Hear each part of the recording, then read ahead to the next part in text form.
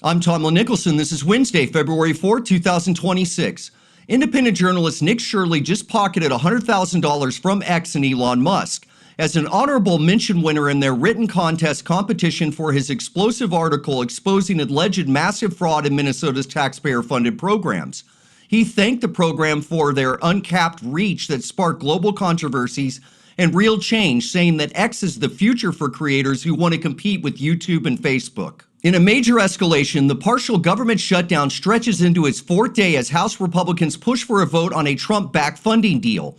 Democrats are holding firm, demanding reforms to ICE operations amid ongoing border tensions.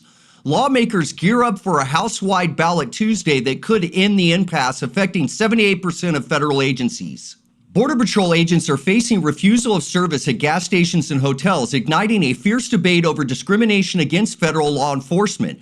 A viral video shows a commander being escorted out, prompting questions on whether businesses can legally deny service to officers on duty. President Trump signals openness to diplomacy with Iran, warning them to stop killing protesters while U.S. military presence ramps up in the Middle East. Experts analyze Tehran's regional war threat as talks loom, aiming to de-escalate rising conflicts. America's national debt surges past 120% of GDP, requires sustained elevated interest rates to manage growing risk and promote genuine household savings.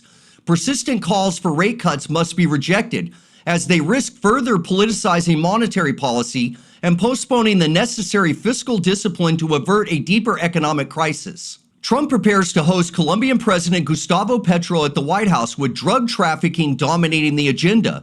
After visa revocations and labeling Petro a drug leader, the meeting seeks to mend strained U.S.-Colombian ties amid policy clashes. The administration unveils a $12 billion strategic mineral vault initiative to counter Chinese dominance in critical resources.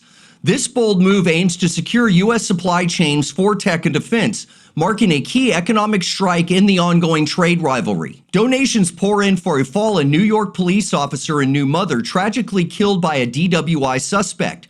The outpouring of support highlights community grief and calls for tougher enforcement against impaired driving. A victim's mother blasts Grammy Award speeches following her daughter and boyfriend's death in an alleged DUI crash by an illegal immigrant.